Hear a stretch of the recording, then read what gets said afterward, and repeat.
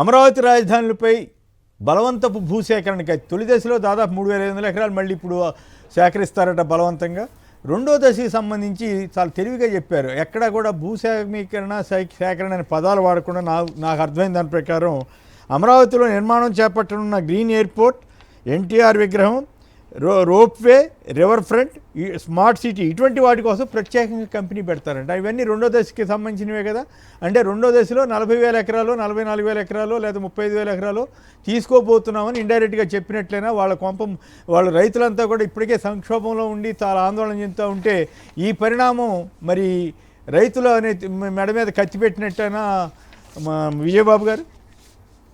లేదండి, ఆల్రెడీ నిన్న జరిగిన క్యాబినెట్ మీటింగ్లో స్పష్టంగా వాళ్ళు డెఫినెట్గా ల్యాండ్ పూలింగ్కి వెళ్ళవలసిందే అనేటువంటిది నిర్ణయం తీసుకున్నారు. వాళ్ళు ఎలాగూ ఇవ్వరు కాబట్టి ఖచ్చితంగా దాన్ని చట్ట ప్రకారంగా లాక్కోవాలనుకుంటున్నారు. కానీ అక్కడే ఏ అమరావతిలో రియల్ ఎస్టేట్ వ్యాపారం చేసుకోవాలని చెప్పని వీళ్ళు ప్రయత్నం చేస్తున్నారో ఫస్ట్లో విశ్వసించినటువంటి రైతులు క్రమంగా వాస్తవాలు ఏంటనేది వాళ్ళకి తెలుస్తూ ఉంది, రియలైజ్ అవుతున్నారు. రేపు రైతు ఉద్యమం అమరావతి నుంచే ప్రారంభమవుతుంది అనడంలో కించిత్ సందేహం లేదు. రైతులు పెద్ద ఎత్తున అక్కడ తిరగబడేటువంటి పరిస్థితి అయితే చాలా అతి త్వరలో ఉందనేది అయితే చాలా స్పష్టంగా చెప్పొచ్చు అండి. డెఫినెట్గా తిరగబడతారు రైతులు. సో పరిస్థితి చాలా దారుణంగా మారద్దు కదా రేపు ఈ స్టేడియం కోసం వాటి కోసం 40,000 ఎకరాలు రెండో దశ.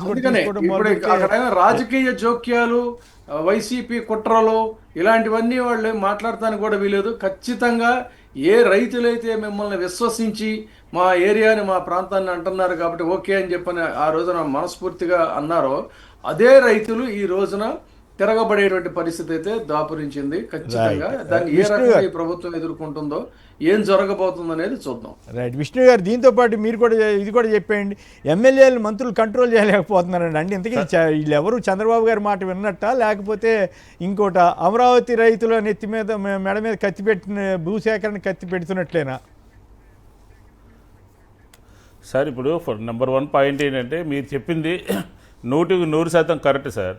ఎందుకంటే ఫస్ట్ ఫేజ్ కంప్లీట్ కాకుండానే ఫస్ట్ ఫేజ్ రైతులందరూ కూడా ఆందోళన చేస్తున్నటువంటి పరిస్థితుల్లో రెండో ఫేజ్ తీసుకుంటే ఒకేసారి మేము ల్యాండ్ పూలింగ్ చేస్తాము అని చెప్పని క్యాబినెట్ నిర్ణయం తీసుకుంటే రైతులందరూ రోడ్ల మీదకి వస్తారు. ఎందుకంటే మనం చూసాం పెద్దపరిమిలో మైక్ పెట్టుకుని ఒక ఆటో దీనికి స్కూటర్కి మైక్ పెట్టుకుని ఎట్లా తిరిగారో అట్లాగా ఒక 100 మైకులు తిరుగుతాయి రేపటి నుంచి. ఎందుకంటే వాళ్ళు తెలివిగా ఏం చేశారంటే ఎయిర్పోర్ట్కే ల్యాండ్ ఎక్విజిషన్, ఎన్టీఆర్ విగ్రహానికే ల్యాండ్ ఎక్విజిషన్ అన్నట్టు ఫేస్ వైజ్గా వెళ్దాము అని చెప్పని ఒకేసారి అంటే రైతులందరూ ఎదురు తిరుగుతారనే ఉద్దేశంతో తెలివిగా ప్రభుత్వము క్యాబినెట్లో ఆ రకమైనటువంటిది ప్రవేశపెట్టింది. ఏది ఏమైనప్పటికీ కూడా సెకండ్ ఫేజ్లో రైతులు ఇవ్వటానికి సిద్ధంగా లేరు. అది ఫస్ట్ ఫేజ్లో ఉన్నవాళ్ళు సెకండ్ ఫేజ్లో ఉన్నవాళ్ళు కూడా చాలా అసహనంగా ఉన్నారు అనేది మనకు తెలుసు. చూద్దాం, వాళ్ళు మన వైఎస్ఆర్ కాంగ్రెస్ పార్టీ ఇంటర్ఫీరెన్స్ లేకుండానే అక్కడ రైతులందరూ కూడా ఈ ప్రభుత్వం యొక్క వ్యవహారానికి నిరసనగా వాళ్ళందరూ కూడా తయారుగా ఉన్నారు. నెంబర్ 2 ఏంటంటే సార్, నెంబర్ 2 ఏంటంటే సార్ అదే ఈ మంత్రులు కంట్రోల్ చేయట్లేదంటే చంద్రబాబు ఏమంటారంటే కంట్రోల్లో పెట్టండి, కట్టు తప్పుతున్న ఎమ్మెల్యేలతో మాట్లాడండి అని చంద్రబాబు గారు చెప్పారట. ఎమ్మెల్యేలను కంట్రోల్ చేయాల్సిన బాధ్యత మీదే, పొలిటికల్ మేనేజ్మెంట్పై దృష్టి పెట్టండి, ఇన్ఛార్జి మంత్రులకు స్పష్టీకరణ. సార్ ఇప్పుడు ఈ ప్రభుత్వం వచ్చిన దగ్గర నుంచి కూడా ప్రతి క్యాబినెట్ మీటింగ్లో మంత్రుల గురించి, ఎమ్మెల్యేల గురించి, అలాగే ప్రతి టెలికాన్ఫరెన్స్లో ప్రతిరోజు 2 రోజులకు ఒకసారి టెలికాన్ఫరెన్స్ తీసుకోవడము లేకపోతే మీటింగ్లు పెట్టడము. అంటే చంద్రబాబు నాయుడు గారికి ఎమ్మెల్యేలు మాట వినటం లేదు, కట్టు తప్పారు, ఇష్టానుసారం వ్యవహరిస్తున్నారు, ఒక పద్ధతి లేదు అనేదానికి పరాకాష్ఠ ఏంటంటే నిన్న జరిగినటువంటి శాసనసభ సమావేశాల్లో వీళ్ళు వ్యవహరించిన తీరు. అవినీతి విచ్చలవిడిగానేమో బయట విచ్చలవిడిగా అవినీతి చేస్తూ ఇష్టానుసారంగా దోచేస్తూ ఇష్టానుసారంగా చంద్రబాబు నాయుడు గారు చెప్పినప్పటికీ కూడా ఆయన అంటే భయం లేకుండా భక్తి లేకుండా వ్యవహరిస్తుంటే ఆయన ఏం చెప్పాడు, నేను ఒకసారి ప్రతి ఎమ్మెల్యే జాతకం నా దగ్గర ఉంది, మిమ్మల్ని అందరినీ పిలిచి మాట్లాడతాను, మీ పద్ధతి మార్చుకోవాలి లేకపోతే నేనే మారుస్తాను అది ఇదని చెప్పారు. ఇప్పుడు ఆయన లెవెల్లో అయిపోయింది, ఆయన ఏం చేయలేకపోతున్నాడు, ఆయన మాట వింటలేదు, ఆయన చేతులు ఎత్తేసినటువంటి పరిస్థితి కనపడతా ఉంది. విషయం బాగా గుర్తు చేశారు విష్ణు గారు.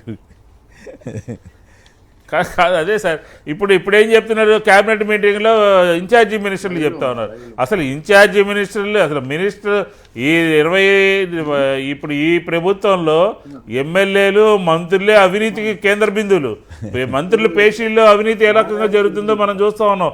మంత్రులు ఏ విధంగా అవినీతి చేస్తున్నారో చూస్తూ ఉన్నాం. ఇంకా వాళ్ళేమి ఎమ్మెల్యేలను కంట్రోల్ చేస్తారు. నువ్వు అది చేస్తున్నావులే ఊరుకోవా, నువ్వేం చెప్పొచ్చావు మాకు వెళ్ళవా అని చెప్పి. అది చంద్రబాబు నాయుడు గారే ఫెయిల్ అయితే ఇంకా మంత్రులు ఏం చేయగలుగుతారు?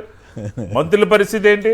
కాబట్టి ఇది పూర్తిగా అవినీతి ప్రభుత్వము, అవినీతి అరకట్లేనటువంటి తెలుగుదేశం పెద్దలు. కాబట్టి ఖచ్చితంగా ప్రజలు కాదు విష్ణు గారు, అవినీతి అంటే ఆ తాడేపల్లిగూడెం జనసేన ఎమ్మెల్యే గారు ఓపెన్గా చెప్పారు కదా, నేను డబ్బులు తీసుకుంటున్నాము, మరి నాకు డబ్బులు ఎక్కడున్నాయి, మరి ఆ డబ్బులు తీసుకొచ్చే ఖర్చు పెడుతున్నాము, ఎవరన్నా లేఅవుట్లు వేసుకుంటే వాళ్ళ దగ్గర వాళ్ళు వచ్చి ఇస్తారు లంచాలని ఓపెన్గా చెప్పేసినా కూడా ఎవరు కనీస స్పందన కూడా లేకుండా పోయింది. అబ్బెబ్బెబ్బే అట్లా జరగదని కూడా చెప్పట్లేదు. అది విచిత్రం. చాలా ఓపెన్గా, బహుశా ఇంత ఇట్లాంటివి మీరు ఎప్పుడు వినుండరేమో, ఇంత ఓపెన్గా మేము డబ్బులు తీసుకుంటామని చెప్పిన ఘటనలు కాదు. పార్టీ నుంచి కనీసం స్టేట్మెంట్ ఇవ్వడం కానీ, యాక్షన్ తీసుకోవడం కానీ, లేకపోతే వాళ్ళని కట్టడి చేయడం కానీ ఏమీ లేదు. ఉండే పోతే పోండి అని చెప్పాడు. ఆ ఎమ్మెల్యేకి ఆ పార్టీ అధినేత చెప్పినటువంటి మాట ఏంటంటే పార్టీలో ఉంటే ఉండండి, లేకపోతే పోతే పోండి, అంతే తప్ప మీరు ఎట్లా పడితే అట్లా కుదరదు అని చెప్పారు. అంటే ఏ రకంగా ఉందంటే మన అధికారంలోకి వచ్చే 5 సంవత్సరాలు ఎలా ఉన్నా పర్వాలేదు, ఇంకా ప్రజలు ఎట్లా పోయినా పర్వాలేదు అనే సిద్ధాంతానికి తెలుగుదేశం వచ్చింది, జనసేన కూడా వచ్చింది. కనపడుతుంది కదా ఒక ఎమ్మెల్యే బహిరంగంగా నేను ఇంత డబ్బులు తీసుకుంటాను అని చెప్పడం. రైట్.